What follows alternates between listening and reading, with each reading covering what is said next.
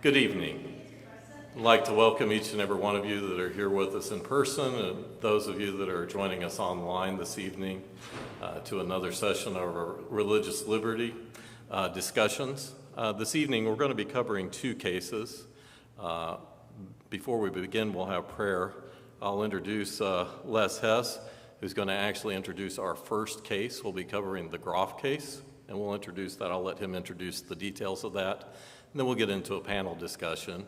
And then for the latter half of our session, we will be covering the Smith case, or the 303 creative case. You may better recognize that by. I would like to also mention that somewhat related to that second case, we're looking forward to, we have not scheduled him yet, but a very prominent attorney, actually at the University of Virginia, I believe he's retired now, Doug Laycock.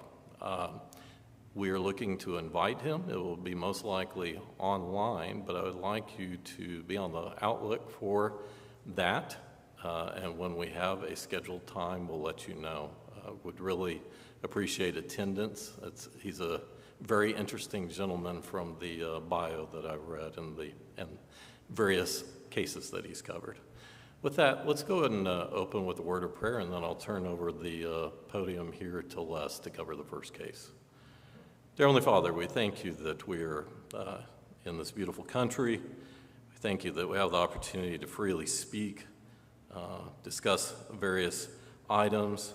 They're not always easy discussions. Sometimes they're even divisive, depending on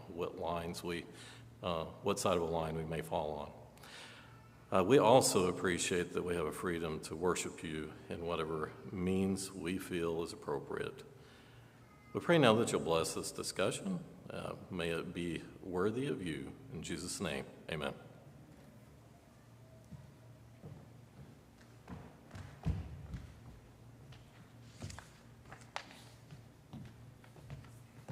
Good evening.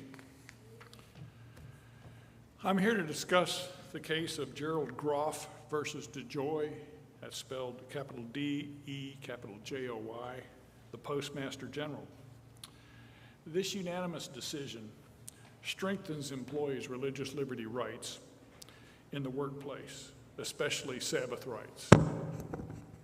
Is this better? Great. Federal law Title VII requires employers of 15 or more employees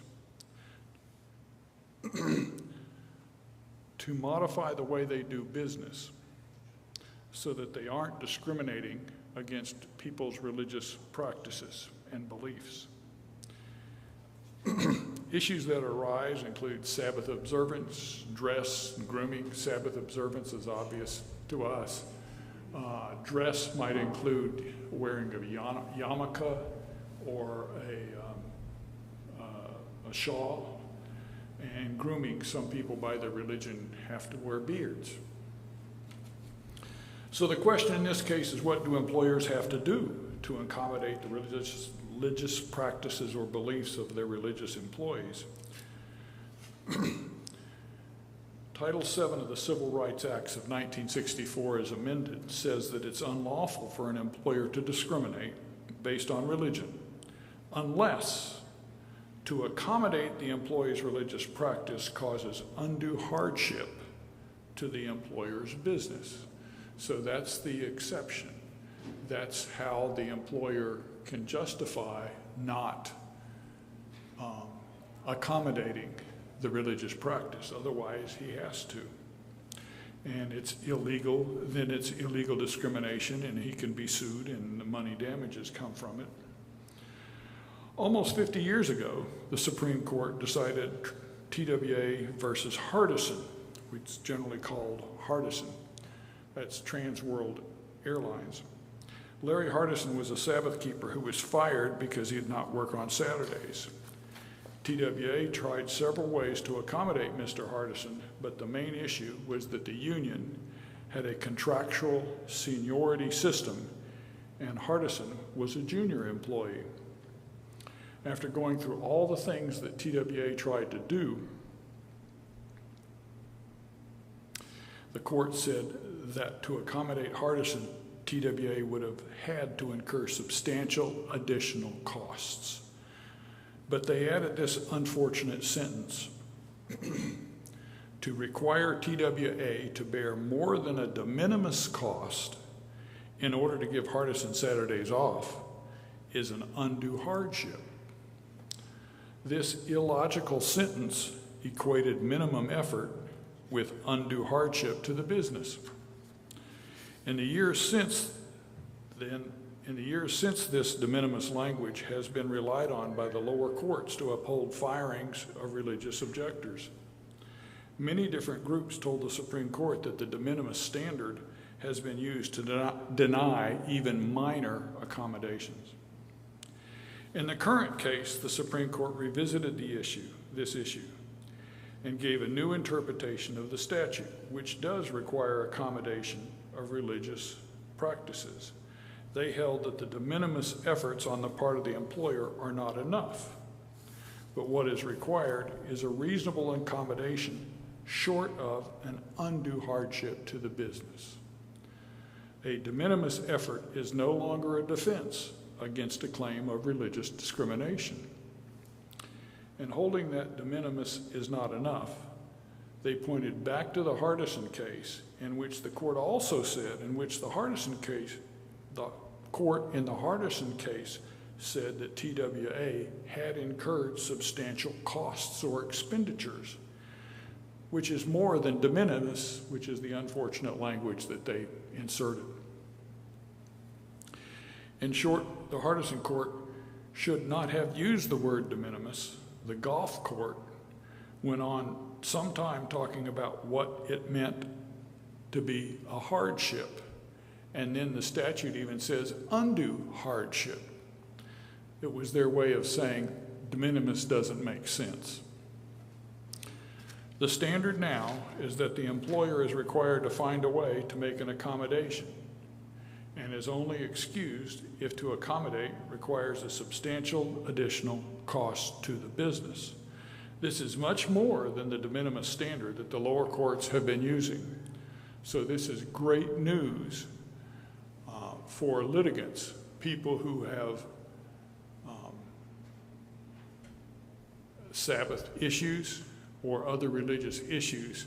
Now the employer has to do more than something minimal.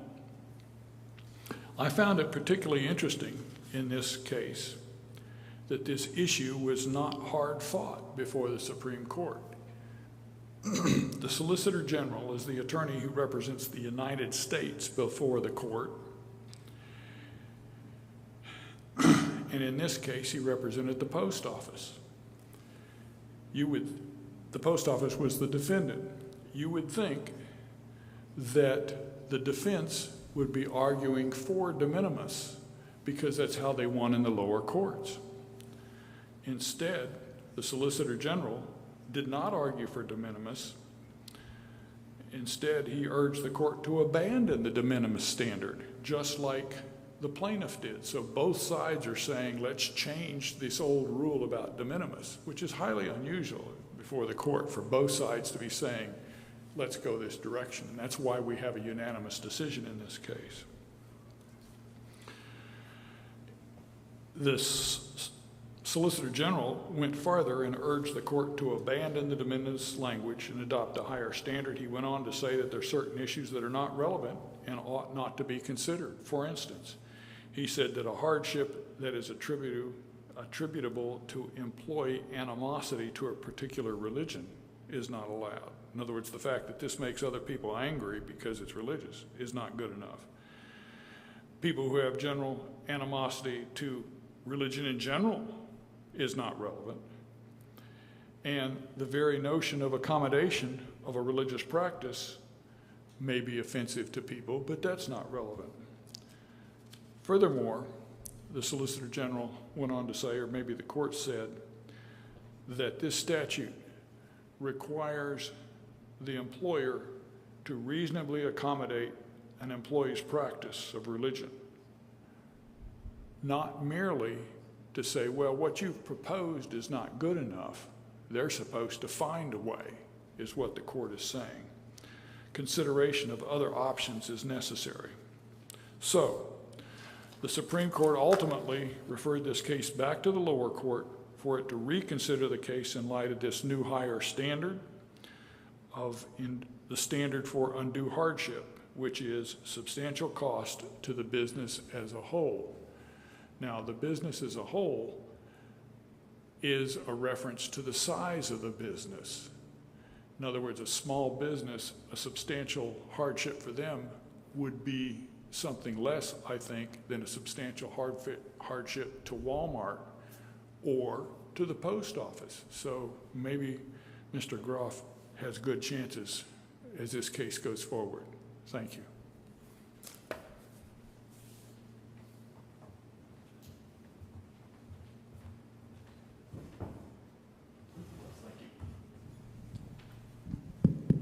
Les, thank you very much for that introductory there.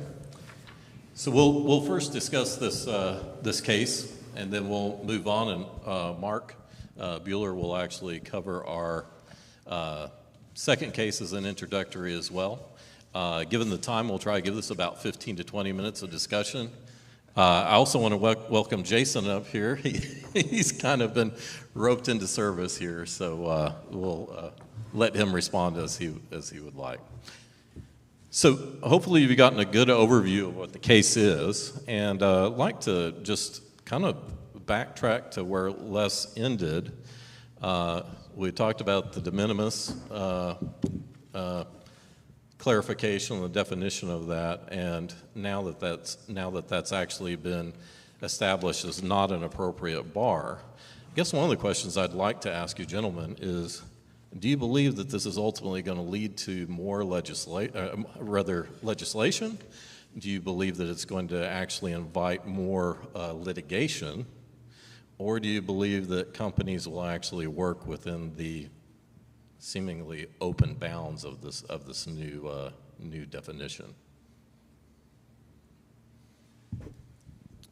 I think litigation is inevitable, not just because I'm a retired lawyer, but whenever they set a standard, the question is, did these specific events satisfy that standard? So when they say substantial cost to the business, was this sufficient enough to be a substantial cost? And if it was a substantial cost, then that is deemed to be an undue hardship, and that is deemed to be a good enough reason not to accommodate your religious employee. So I think there's going to be plenty of litigation as to whether what was done in this case was enough, okay? Now, on the other hand, it would seem that some employers are going to do more to accommodate, and when the employee gets an adequate accommodation, then you won't have litigation. So it's sort of a yes and no. Somebody else can address the issue of whether there'll be more legislation. I would think that if companies find this to be a large burden, you'll probably see somebody like the Chamber of Commerce and various other business groups get together and propose some kind of legislation to lower the standard. However, we should just point out that a similar standard exists in the Americans with Disabilities Act, and I don't know that there's been any legislative effort to go after that standard there. So companies might just get around to saying, okay, this is the cost of doing business. We have to do it for disabled people. We'll do it for religious people now. Right.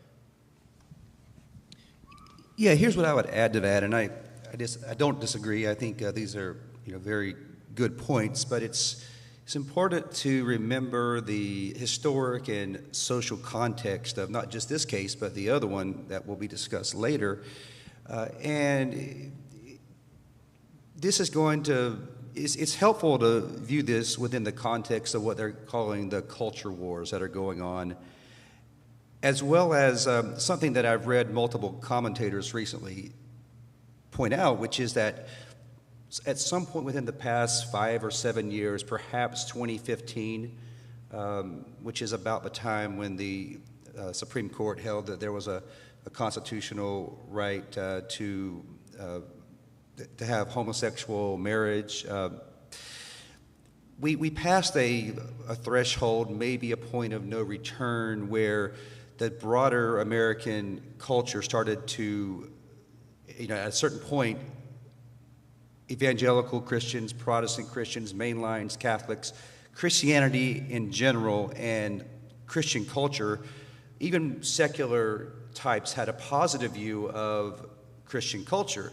Then at some point in the late 90s, going to 2005, 2010, up to about 2015, it was more of a ambivalent, neutral view of Christian culture. But then about 2015 and beyond, in general, those outside in the secular or maybe non-religious world started to view Christian culture in a negative light. And as that increases, the negative general prejudices against Christian culture, well, that will also extend to not just Christians, but, Jewish people, Muslims, other religious people, especially Orthodox, devout religious people. The cultural pressures will come to bear on kind of pushing the envelope and testing the boundaries of, at what point are substantial hardships or substantial costs incurred by the employer. And so that just the cultural, let's say, righteous desire to push back against Christians and Christian culture in general and religious concerns in general will kind of encourage more litigation to test the boundaries there. What I hear you saying is the ascendancy of the secularism has eroded the Christian culture. Yes. So I would try to put a little different point on it. I'm not sure that there's that much antagonism with Christian culture as there is pushback against efforts to legislate Christian culture. People are, I think, they're happy to tolerate you doing whatever it is that you think your culture prescribes, but they don't want you telling them they need to do that too. And I think that's where the big clash is going on, is between people that are trying to legislate their Christian beliefs and people who don't want to be legislated. You both raised interesting points, and actually we're kind of getting ahead of ourselves, so I'll come back to some of the points that both of you were making there. One of the other things I found interesting in looking at this, at the Groff case, is justices on the Supreme Court were actually looking for opportunities to actually hear a case to address the Hardison case. There were instances prior. Unfortunately, the referrals to the higher court were declined. But the other reason I asked about the legislative aspect is 15 representatives actually recommended that this case be looked at. So it was interesting that there was an urging. I did not have time to look at whether that was a mixed representation or whether that was a one-sided representation. But it is interesting that over the almost 50 years that there's been an interest both to review this from the judicial branch, and more recently, this was, I think, in about the 2015 range, that there were representatives that said we need to start taking a look at this. One thing I failed to mention is that Mr. Groff was a Sabbath keeper on Sunday, Right. not Saturday, which is what we're used to. And I don't know if that had any difference in this case. I hope not, but some people have speculated that this is a prettier plaintiff. He had, in different ways. For one thing, he had regular disciplinary actions against him. Right. The fact that he was a Sunday keeper may have been more attractive to some people. I just thought those were interesting aspects. Well, to remind the group, by the way, Daryl, who we had, Jeff Bromley interviewed him. His case was one of the cases that was declined. I don't want to speculate, but I've wondered the same, but anyway. Did you have a question out there? Yeah, I have a comment and a question for the panelists. Just for our online viewers, and we do have quite a few watching online, if you want to send in a question, I will be taking questions from on the YouTube chat. If you're watching, you can just type in your question and I will relay it to the panelists.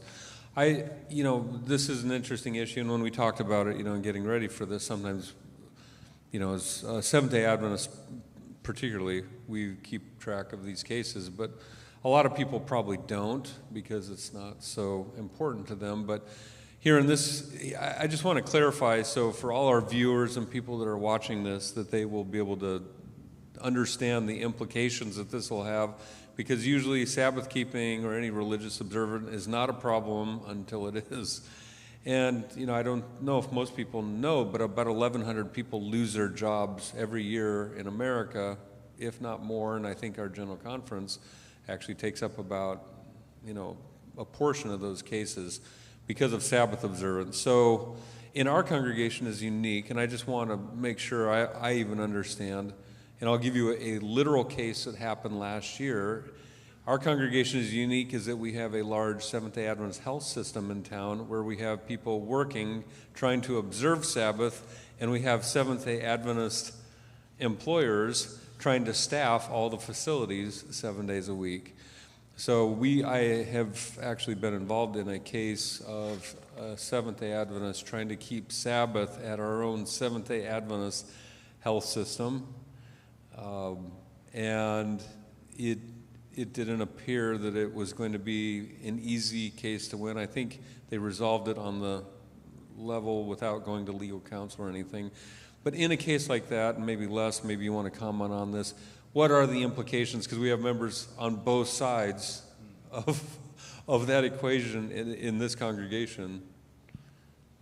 I would suggest that the health system is likely to read the opinion very carefully, and that things will probably improve somewhat for employees who are trying to get Sabbath off.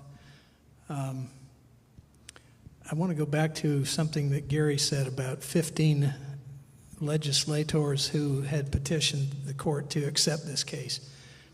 A possible explanation for that is that all the while that there were efforts to get a case to the Supreme Court, there were also efforts in Congress to get an amendment to the law, and those efforts always got stalled. So I think there was some frustration on their side, and it's like, okay, let's see if we can, put our finger on the scale to get this case heard by the Supreme Court.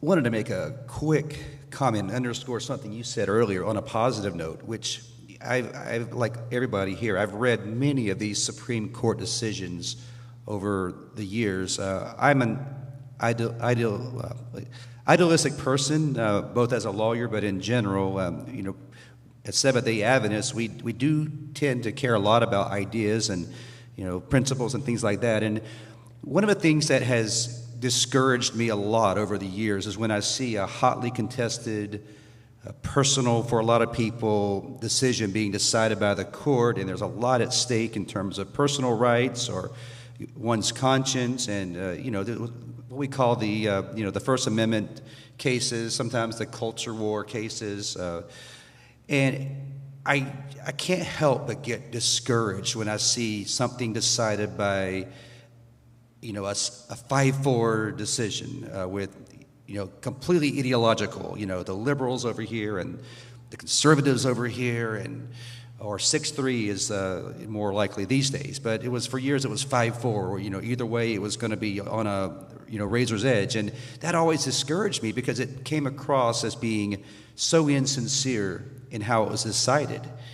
And it was like, okay, it should be based upon what's right is right. Here's what the law is. These are the principles. These are the precedents. And there shouldn't be that many cases that are split 5-4 or 6-3. But I'll never forget when I read the news come across the wire in late June about this case, it was unanimous. It wasn't liberals versus conservatives. They all saw it pretty much the same way. And as someone who cares about the law and religious freedom and religious liberty, that was very encouraging to witness. And I don't know if we'll ever see it again, but I was very thankful to see something unanimous like that. I think part of the reason why it was unanimous is because the opposing party supported it as well. And I have no inside information, but I see a parallel here. I was a prosecutor for years, and as a prosecutor, your job isn't just to get a conviction. Your job is to do justice, whether that's to get a conviction or drop the case or whatever. And the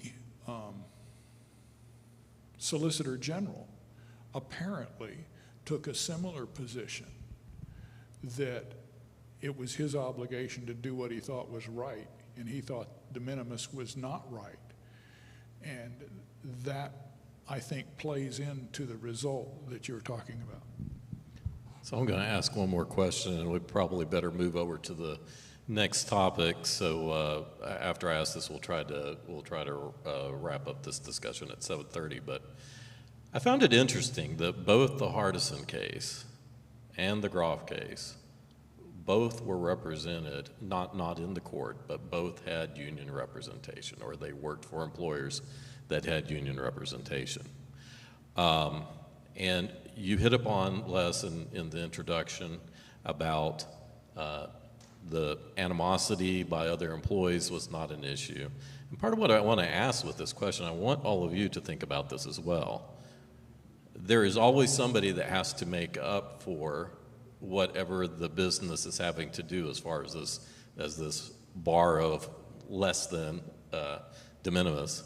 And in this case, if it's a union worker, back at the Hardison case, there was a seniority aspect that was at the point, at the heart of that. In this case, the gentleman actually moved from different departments, and for a while that enabled him to work. My question is, at what point do you believe it becomes basically a discrimination against a non-believer that's basically having to, for lack of better terms, make up or take up the slack to accommodate what is required by religious liberty? Well, that issue is lurking in Groff, because there's union involved there as well. And I think they tiptoed around that. That might be in Hardison versus TWA. There was a contractual seniority system in the union, and there may be in the post office. And that may end up being enough to be more than de minimis. So it's out there. But as to your issue, it's not unusual. For instance, the Americans with Disability Act, in order to make a restaurant accessible to a disabled person, we force a manager to spend money to build ramps, okay? One person's rights intrudes on the other person's rights. And we do this at different places in our culture. The opinion in Groff said things like it's the employer's job to find ways to accommodate, even if it means paying somebody else extra. They didn't use those exact words, but I think that's what they were saying. Yes. And that might be a way to mitigate the hostility. I don't know. We'll see. I think one thing that you can take as a fair bet is that companies will not be required to violate seniority provisions in union agreements. That seems to be like the holy grail or something that, it's like above, you can't reach it, you can't touch that. So to the extent, I guess it may depend on the extent to which the workplace is unionized and, what other options there are. But if it comes down to the only option left is to breach the seniority provisions, I don't think that'll be required. briefly, my hot take is within a litigation context anyway, not within a broader moral or societal context, but within a litigation context, which is this context, I don't know if that's a relevant question at all, because the Civil Rights Act of 1964 does not, at least as far as my reading is concerned, at least the text, it doesn't provide any protections for non-believers. You can probably debate that, because I think there have been some, and I think you guys are aware of these, I think at least in dicta, some Supreme Court justices and some of these decisions have said, well, secular points of view and atheistic confessions of faith might be afforded some religious protections, outside of the Christian or the Jewish context. But I would at least say that I'd explore the argument that non-believers are not given the same protections as sincerely as those who profess sincerely held religious beliefs. And there's probably some good counter arguments to that, but I'd start right there. Well, thank you all. At this point, we have another question, do we? Well, I guess not. We'll turn over, and the rest of us will just stay seated here, but Mark Bueller will now introduce our next case. When he's completed with that, we'll proceed with our discussion.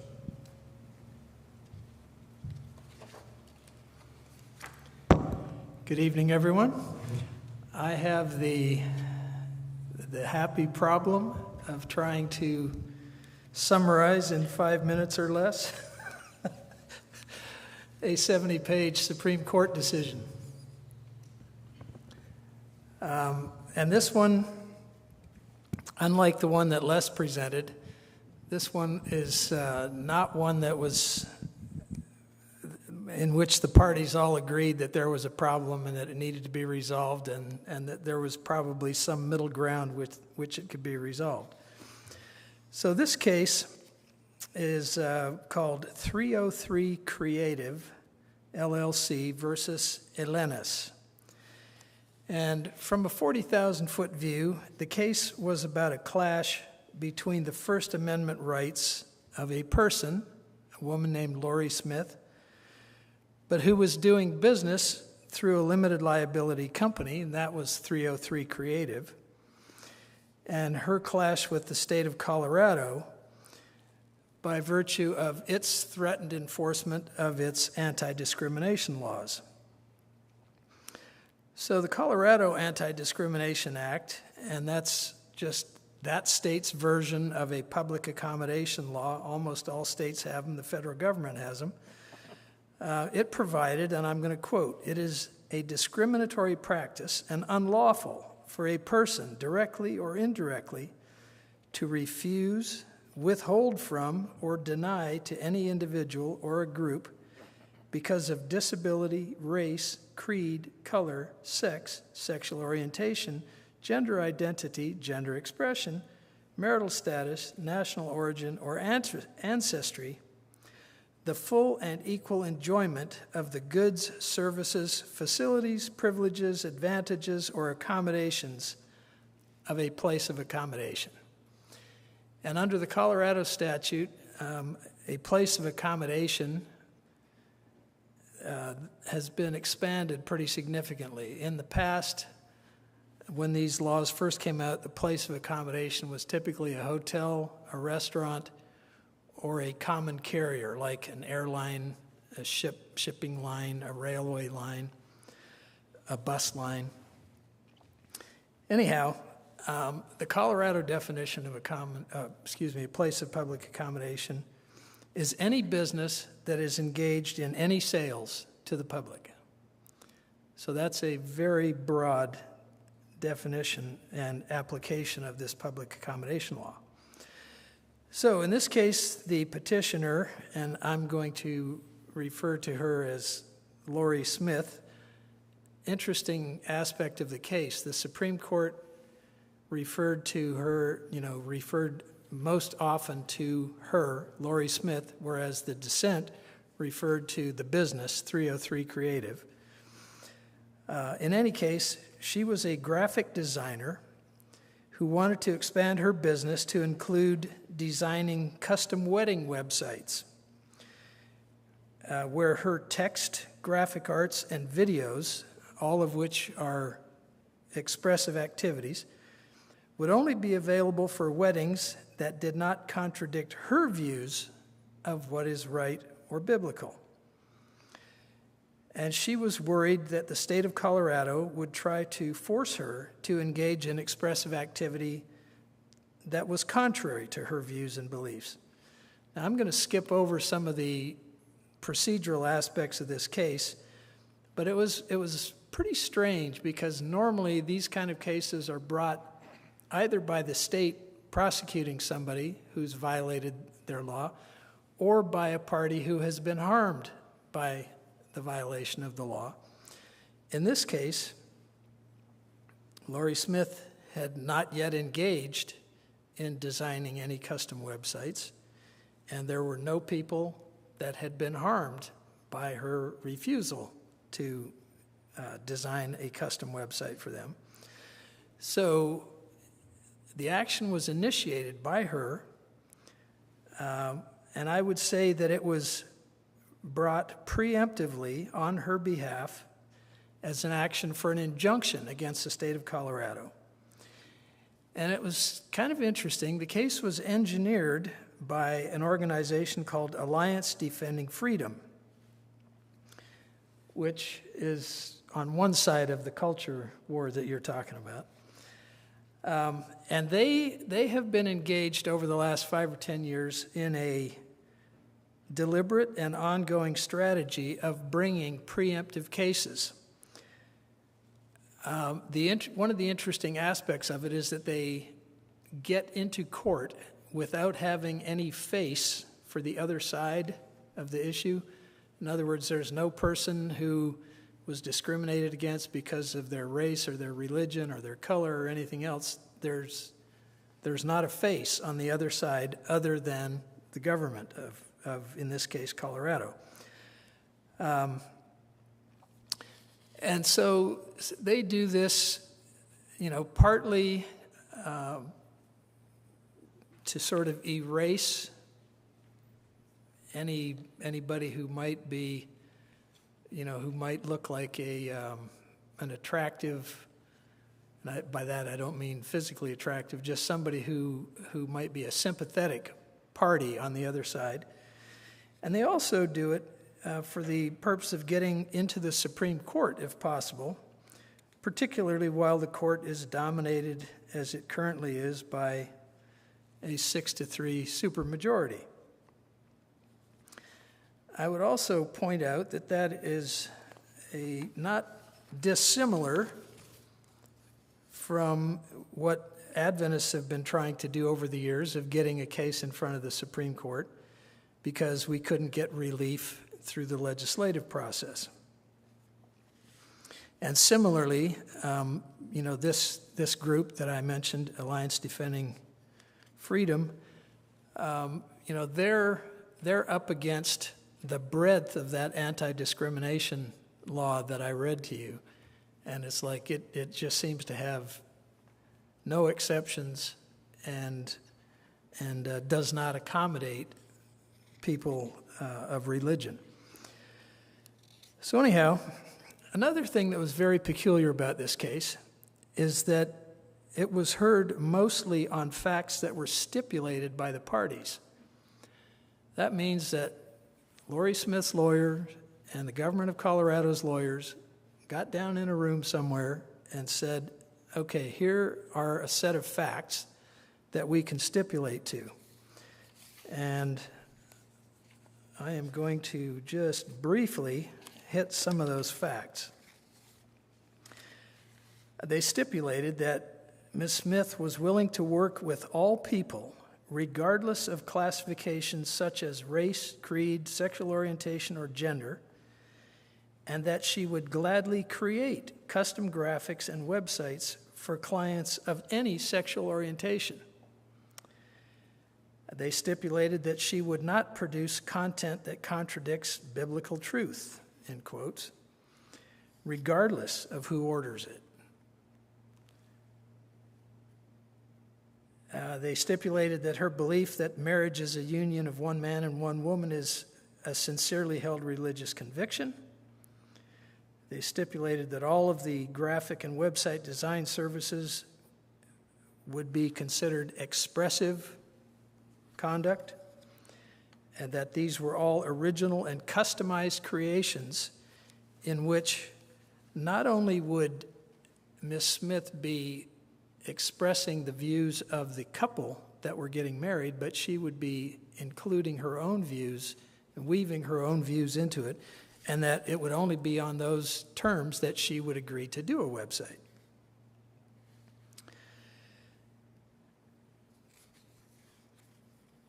I will spare you at the moment the rest of the stipulations, but the one that is, the first one that I read is really interesting, that she's willing to work with all people, regardless of classification, such as race, creed, sexual orientation, or gender, and she will gladly create custom graphic and websites for clients of any sexual orientation. So you think, well, what were they fighting over then? Well, what they were actually fighting over is that she said, I will not say things that I don't believe in.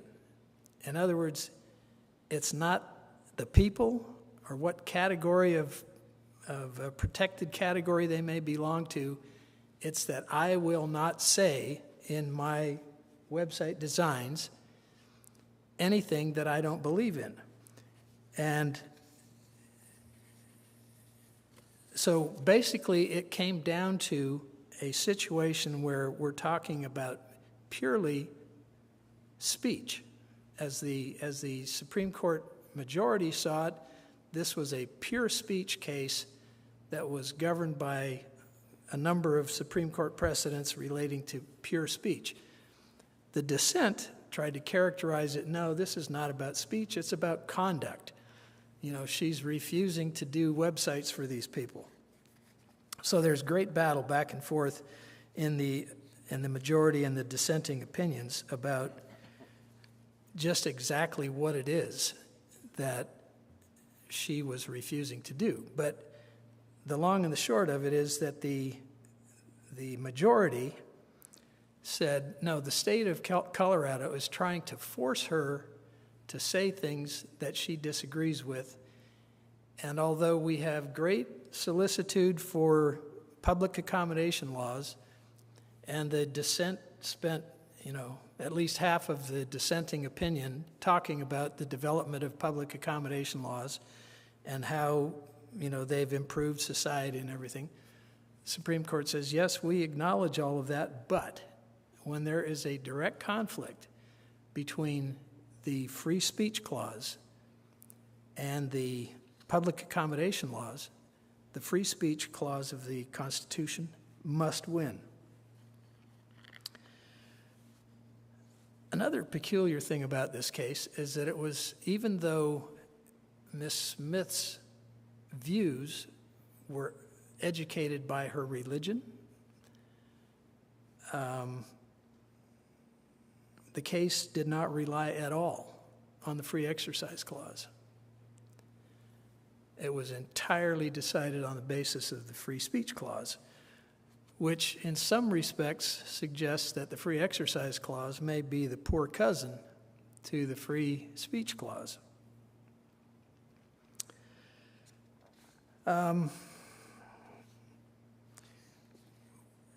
One of the things that, in some ways, the case is very narrow in that it's focused strictly on speech, but in other case, from another perspective, it's kind of amazingly broad in that it was speech that had anything to do with things that she disagreed with. For example, violence or demeaning any person. There were certain things that she said, those things I just believe are wrong, and so I am not going to do anything that would be contrary to my beliefs in that area. So it was not just her religious beliefs. It was basically she was asserting the right, to not have to say, to not be forced to say anything that she disagreed with, basically on any grounds. And the result of the ruling was the Supreme Court said she's not forced, she cannot be compelled to engage in speech that she doesn't agree with. So with that, I'll sit down.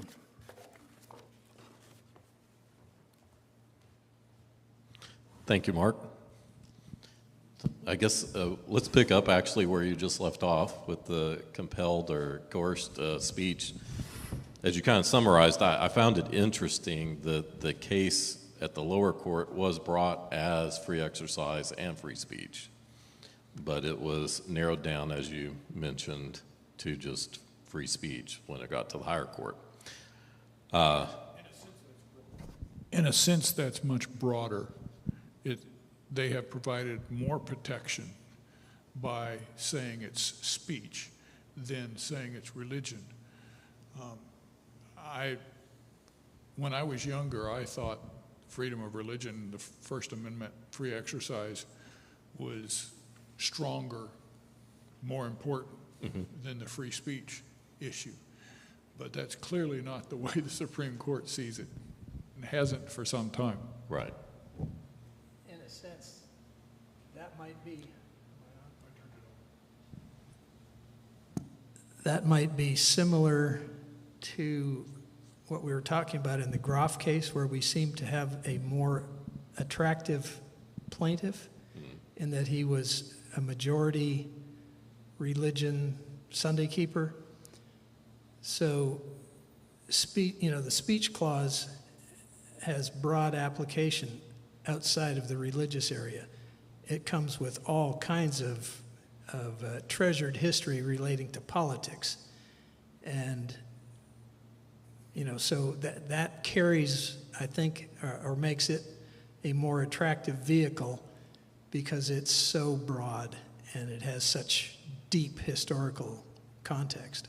Well, let me put another context on the whole discussion, especially around free speech. And this may be my ignorance, but I've always looked at free speech as more of a concern about government repression.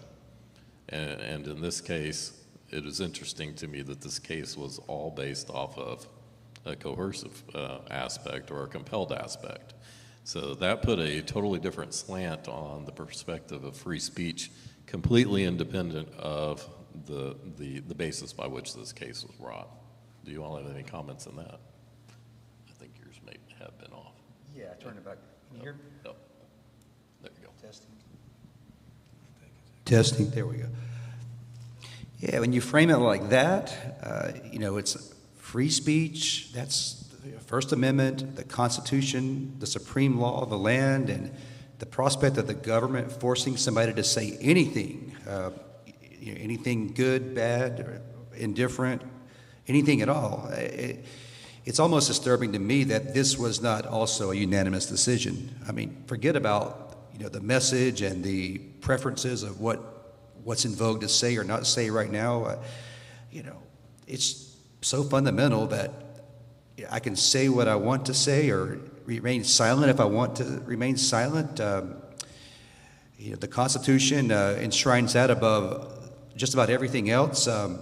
Yes, these other considerations also matter, but when the Constitution clashes with a statute or a regulation on the state level, all the justices should have determined that the Constitution wins every single time.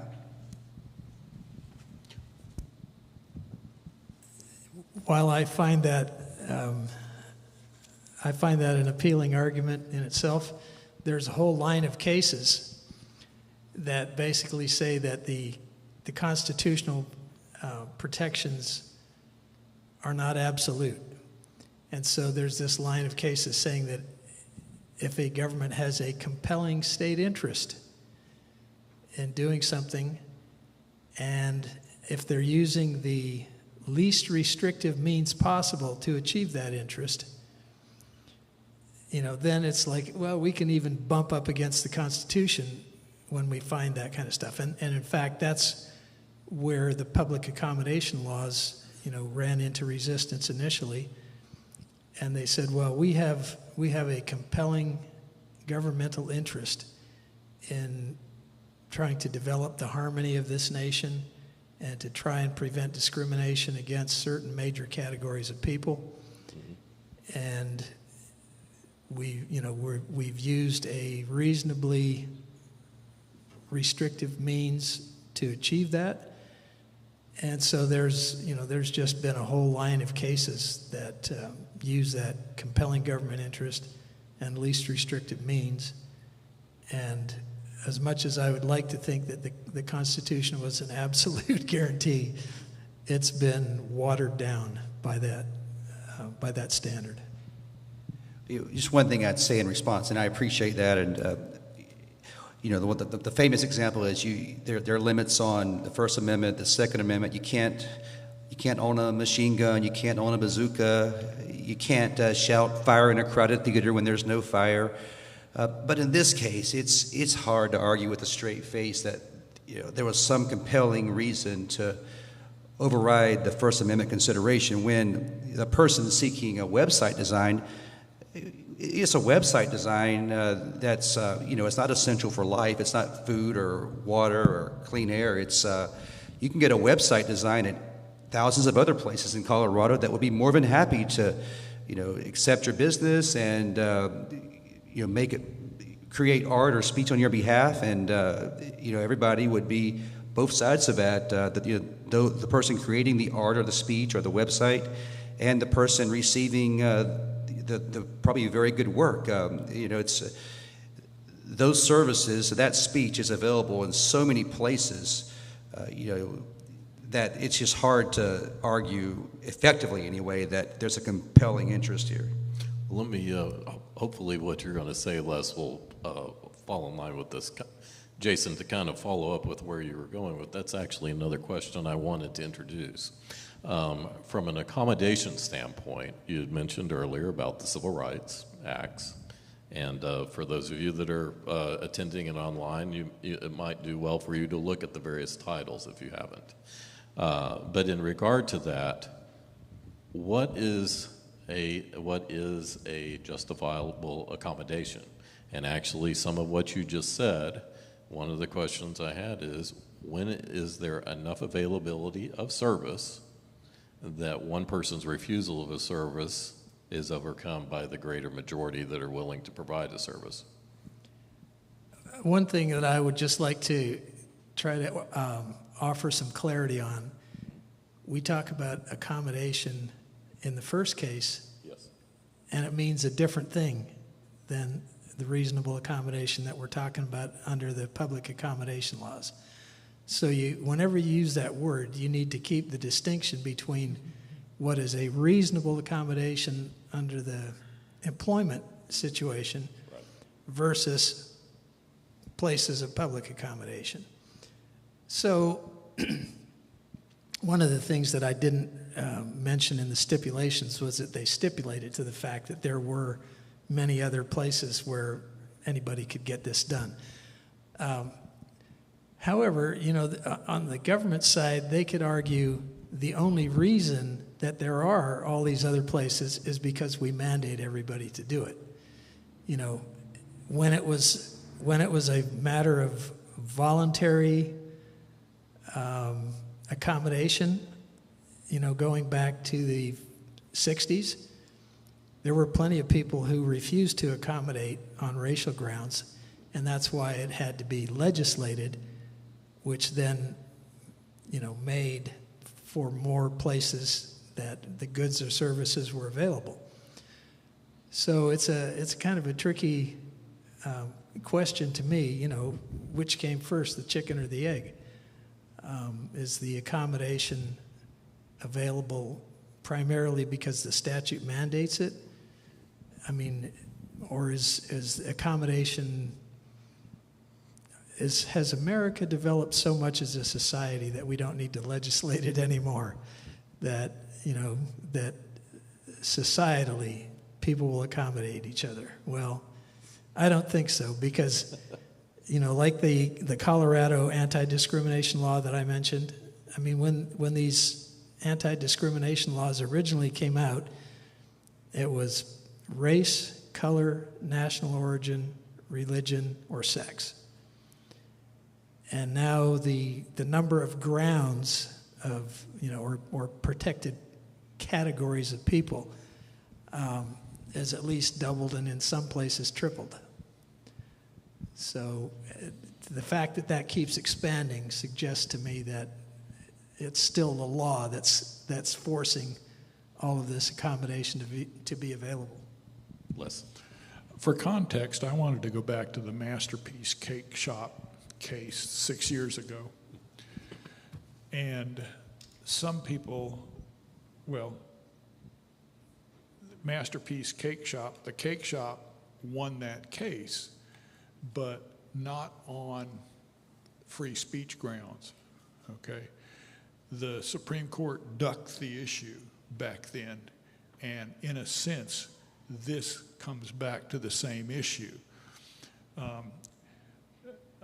Colorado, again, no wonder Lori Smith wanted protection from Colorado. Colorado prosecuted the Masterpiece Cake Shop and prosecuted this guy who didn't want to make wedding cakes. And instead of deciding it on free speech or religion grounds, they decided that case on the fact that it wasn't a fair trial, that it's not a standard courtroom, but the people deciding the case had clearly expressed their bias in the process. And so the Supreme Court used that, in my opinion, as a way to duck out from having decided back then. But 6 years later, society has changed. This is a prettier case. It's cleaner. And now they say, we will not make somebody say something they don't believe in. Incidentally, the cake maker case, that 2018 ruling was in favor. In that particular context, I believe he was being asked to make a special cake for a same-sex wedding. He's taken another case forward, and in this case, it was a cake that was for a gender change. And in that case, there was no messaging on the cake. It was purely a request for colors, two different colors. And he declined the client in that regard, and he lost his case. So there was a distinction, apparently. Maybe it was the members of the court, but there was a distinction between messaging and just accommodating with regard to colors. So interestingly, back in the original case, he had said, you can buy anything out of my refrigerated case that's already made, but I'm not going to custom make and design something to reflect your particular. That sounds expressive to me. Well, that's why, I think that's partly why he won. And I think, just to put a little finer point on it, there was demonstrated antagonism against religion in the regulations that he was violating. In other words, when they were coming up with them, they're saying, like, hey, the Bible is against this kind of stuff, and so, we need to, and so that's a little bit different, I think, than the statute we were looking at this time. That reminds me of something I read in one of these commentaries. Secularism, which for centuries has been the liberal world's understanding of what it means to be neutral, now itself is a form of discrimination against religion. So instead of secularism being considered neutral, many people see that it's hostile to religion, or in a sense, a competing religion. And that change helps us understand what's happening in our court system, I think. I find it interesting, your comment, Les, and something that you had said earlier, Jason, when we were talking the other case with the culture wars, as you referred to them. One of the common things that we've talked about in other sessions is that there's seems to be a lack of conversation. We are allowing both sides, and you pick whatever the topic may be, to form battle lines without actually conversing. There are groups right now We may talk about that in the next session that I mentioned earlier, that are actually trying to come about and join in the middle to have conversations of commonality. And the reason for conversations of commonality is there's a distinct difference between civil rights or societal rights and belief. And both sides obviously have a belief. And I think right now it's pretty clear society has trouble with having differences of opinion and differences of belief.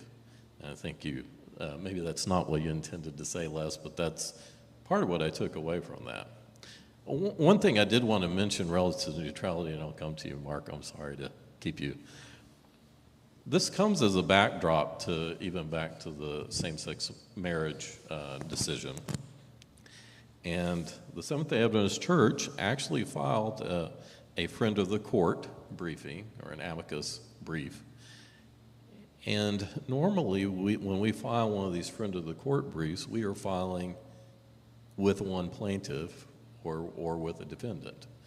In this case, with the 2015 same-sex marriage, we did not. We entered in this brief in neutrality. And if you will, if you'll humor me, I want to read what the church said in that brief. This is the same-sex. Yes.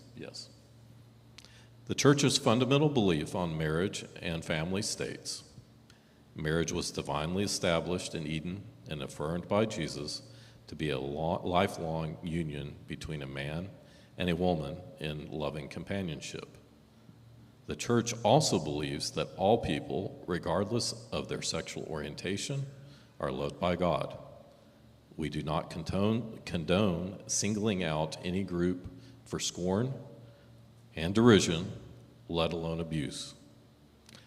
So, and then finally it says the Adventist Church's biblically based stance has not changed and will not change regardless of the court's ruling.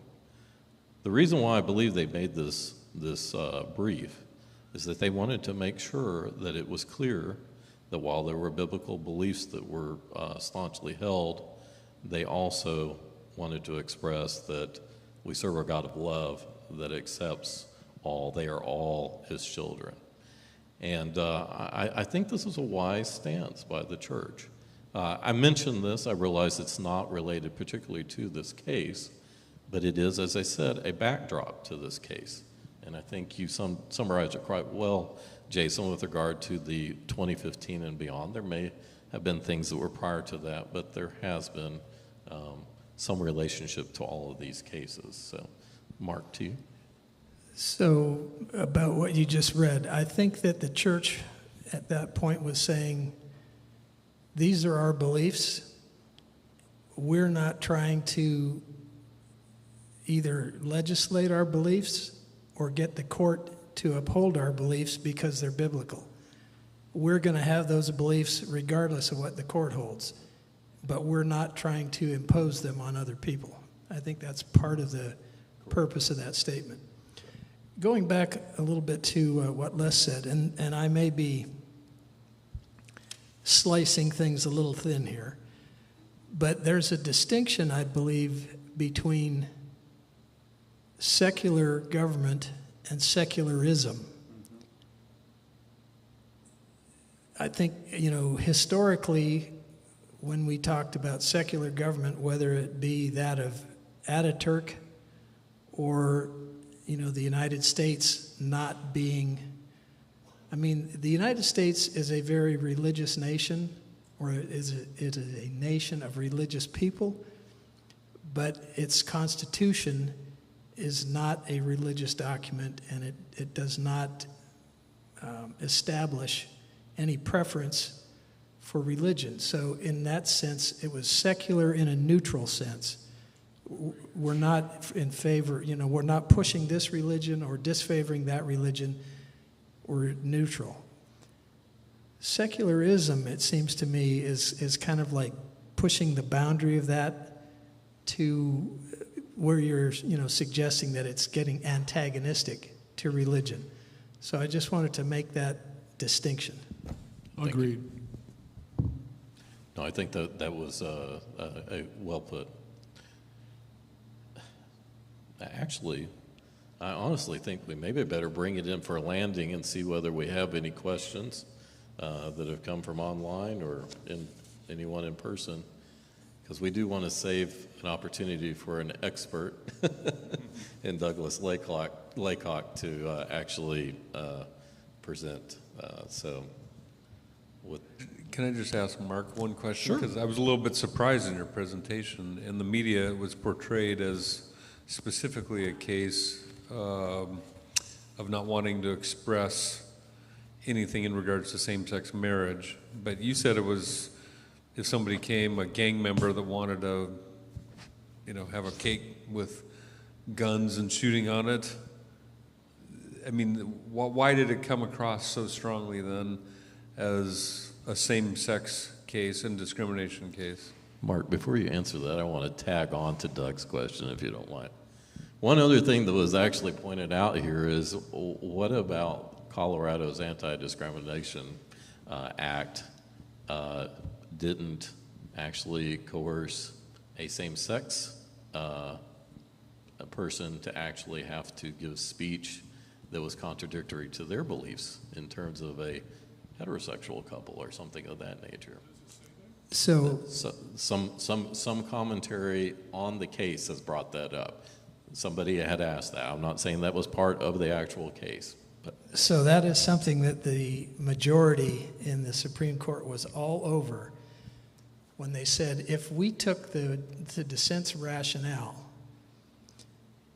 the extent of the mayhem that could result is like unimaginable. You could say, well, pick some really eloquent speaker, who for a nice, rich speaking fee will, make a presentation to some group of bankers or lawyers or whatever. And you're basically saying, well, if I'm willing to pay him, I can force him to deliver my message over, I mean, you can just imagine whether it's religion, sex, race, anything. If the government can force people to be speakers, to express in favor of certain concepts just because they're willing to take money to talk about certain things that they support, it just kind of boggles the mind to think where that could go. And I think that's consistent with what you're talking about, with people questioning, what the Colorado statute would mean. Like, let's say that you had a homosexual person and you wanted them, whether it's a cake or a website or whatever, you wanted them to say that, marriage is only between a man and a woman. And they're like, no, I don't believe that. I'm not going to say that for you. So, you need to look at these things from the other side to think if your position that you're arguing is reasonable. Doug, could you remind me of your question? Well, in the media, it was portrayed as a case about same-sex marriage and refusing to express an approval of same-sex marriage. But in your presentation, you said that it really wasn't about that. It was about just what you're saying, expressing any opinion. If I'm, let's just say, a Russian that wants to have a cake showing somebody a Ukrainian be shot or something is I don't agree with. Or you mentioned violence. I can't remember. You mentioned a couple of things. I was a little bit surprised by that because I thought this, the way it was portrayed, at least everything I read about it, the reviews, was specifically about the same-sex issue, right. Same-sex marriage. So I was trying to avoid one of the procedural aspects of the case, but there's a concept called standing, whether the party who's in front of the court has standing to be there. And because there was no harmed person on the other side, some people said, hey, she doesn't have standing to bring this case to court because there's nobody that's been harmed.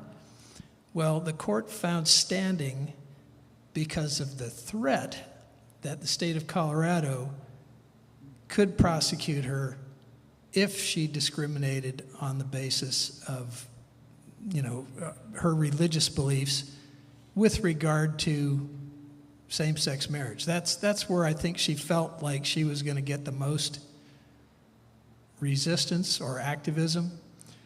But her position was basically, I'm not going to say anything in these marriage websites or wedding websites that is contrary to what I believe about anything. Whether it's religious or whether it's violence or demeaning people, those are things that they specifically mentioned. So the case is kind of strange in that how narrow it was, decided on the compelled speech ground, but how broadly it was decided because, basically she couldn't be forced to say anything that she didn't agree with or believe, whatever the basis for it was. And actually, I do need to correct myself. That was a dissenting comment from Justice Sotomayor with the context that I brought up. That it was too broad, you mean? No, with regard to the examples of the counterpoint. Oh, okay. Any other questions from the audience? All right. Well, I want to thank you all for attending. And again, as I mentioned, be watchful and on the lookout. We'll have an opportunity to discuss this again with an expert, much more well-versed than us amateurs. And I am by far the most amateur of all of us, not being an attorney. But I do want to thank each of you with regard to discussing these cases and expressing your views and opinions. And the time that you took to look into these cases. If you will, if you'll bow your heads for prayer, we'll have a closing prayer. Dear Heavenly Father, we thank you, as I mentioned earlier, we thank you so much for freedom of conscience. We thank you for your love, your giving us the choice and free will.